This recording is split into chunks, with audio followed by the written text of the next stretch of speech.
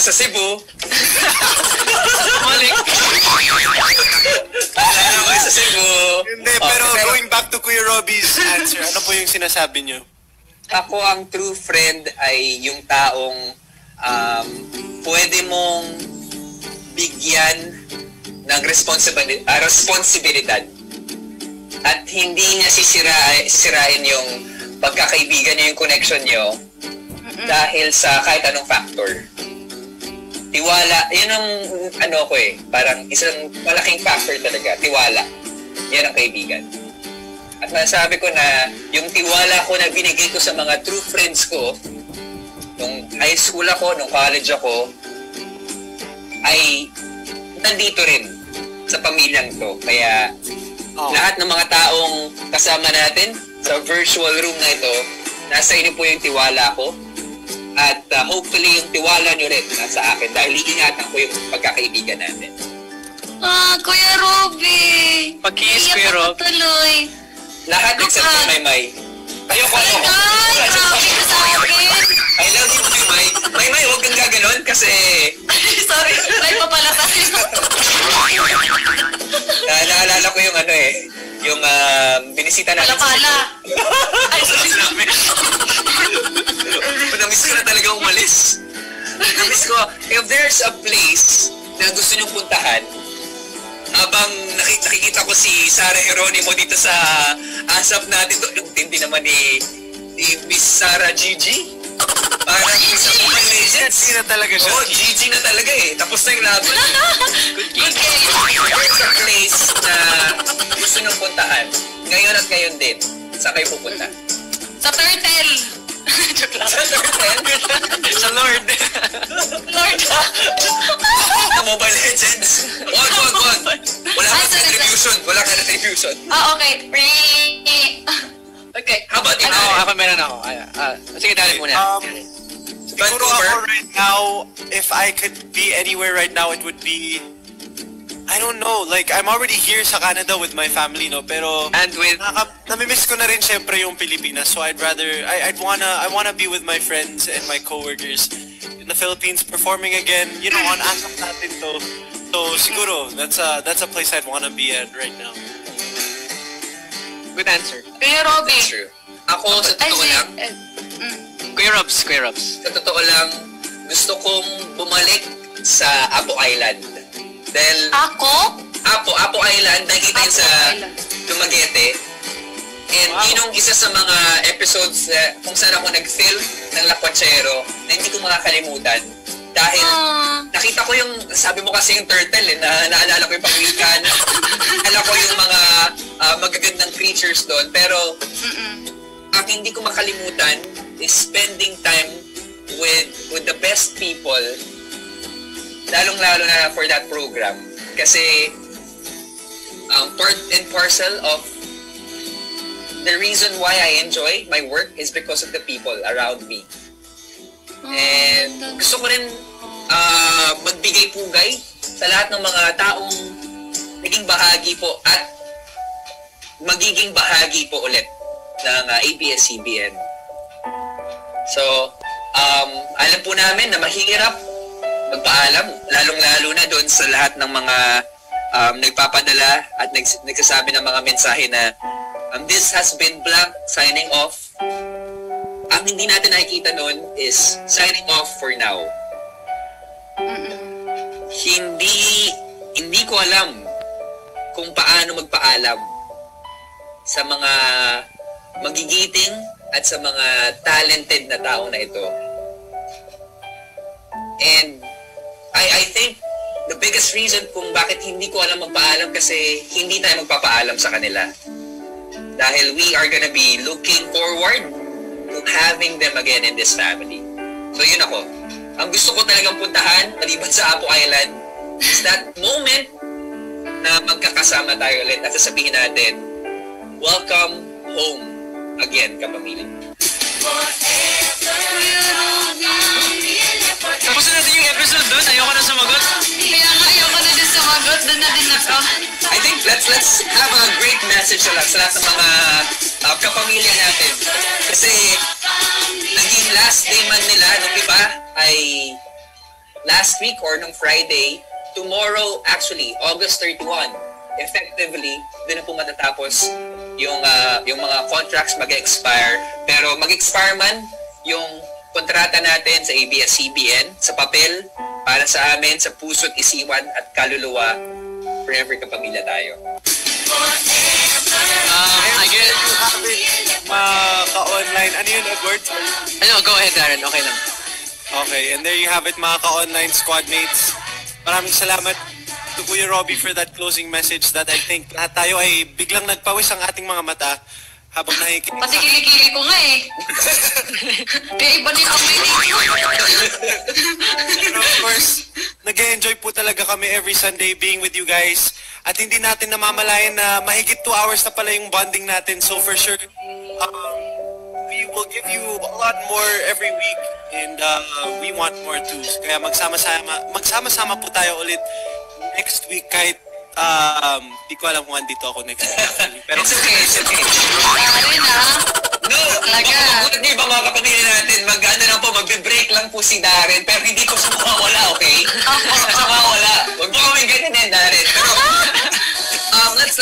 let's extend for a couple of minutes lang. Darren, if there's something you wanna tell the staff of ABS-CBN, ano gusto mong sabihin sa kanila? yeah, of course, maraming salamat po sa tiwalang binigay nyo, not just to me, but to all of us na mga nakatrabaho nyo po for believing in us na kaya po namin gawin tong proyektong ito, whether it be hosting, dancing, singing, acting, you know, maraming salamat po. You guys have been a family to me, and alam ko pong, yun nga, going back to finding real friends, to me, I feel like I found a family in ABS-CBN po talaga sa lahat ng mga kapamilyang nakatrabaho ko na, nakasama ko na, of course, kasama na rin po doon yung mga handlers natin and yung mga road managers natin. And, you know, the staff of every show that I've been to has always been so welcoming. So I love you guys so much. Maraming salamat po. And really, kayo po talaga yung totoong mukha ng ABS-CBN. Hindi kaming mga artista eh. Alam nyo po yun. Kasi kami, binibigay nyo na lahat ng mga kailangan namin gawin, from scripts to songs.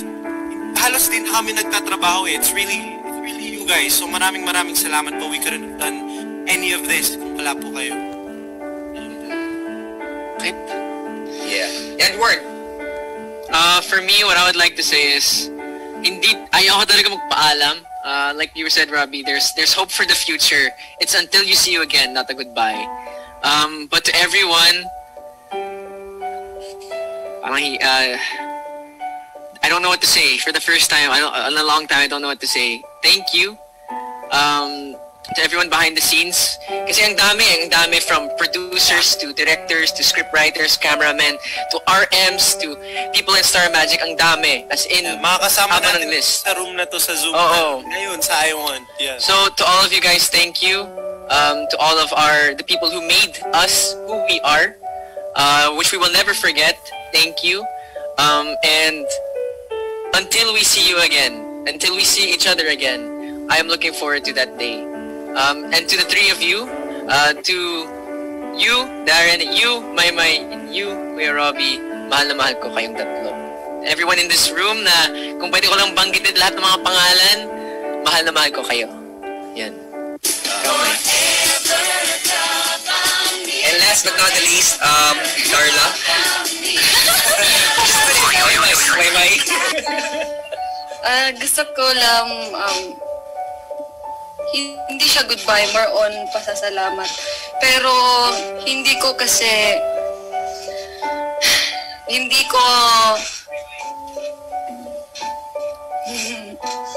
Teka lang. Ilang may. Sige na. Wait lang. Hindi ko alam kung paano ma-heal yung sakit na nararamdaman nyo ngayon, kasi kami hindi namin na-experience yun. Pero yun nga, andito kami andito kami para magbigay saya sa inyo, andito kami para i-pray kayo at na sana hindi kayo mawala ng pag-asa. Gusto ko lang magpasalamat specific sa aking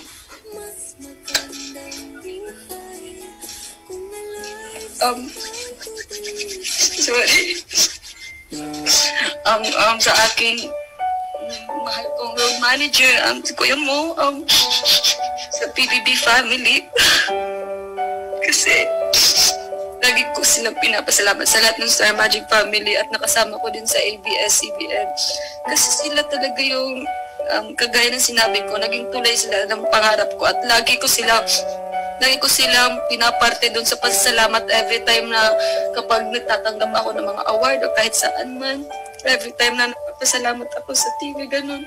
Kasi yun nga, naging pamilya ko na sila at wala ako sa lugar na meron ako ngayon at kung hindi dahil sa kanila. At gaya ng sinabi ni Kuya Robby, goodbye for now.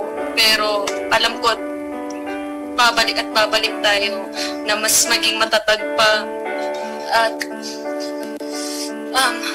mas maging strong na harapin na kahit anong pagsubok man yan ay forever kapamilya tayo.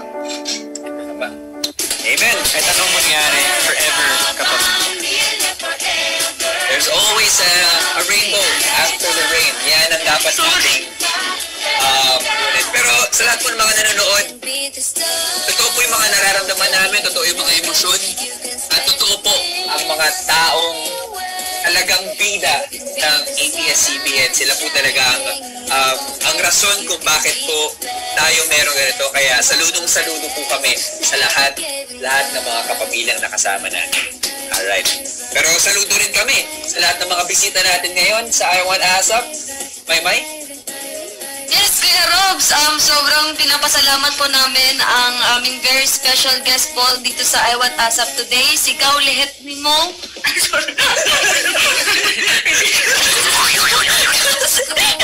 Kasi sigaw lihet ni mo, hindi na ako mapapasigarit daw. Kay Mr. Bogoy Drilon, Mr. Mark Oblea, the Boxteens Band Champions, congratulations, and the cast of Four Bad Boys and Me. Of course, sa lahat ng nag-comment, nag-tweet, nag-send ng mga kanilang stars at diamonds and all of the love that they have. Thank you so much sa Team Bahay at Team Online na tumutok sa amin sa YouTube, Facebook, I1 TFC, and of course, Kapamilya Online Live.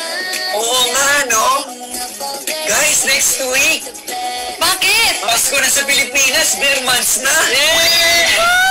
Ano? So, yeah. Girls. I know. Hopefully makasama po namin si Jose Marichan dito sa I1 ASAP. Talagang, ay naku, pangarap ko yan. Sana pag-pray po natin yan at pag-pray po natin lahat ng mga kapila natin. Siyempre, more kulitan, more kantahan, at more katatawanan ang kailangan nating ma-experience dito lang sa paborito yung online musical party that you want. Ito po ang I1 ASAP. Forever, forever, forever.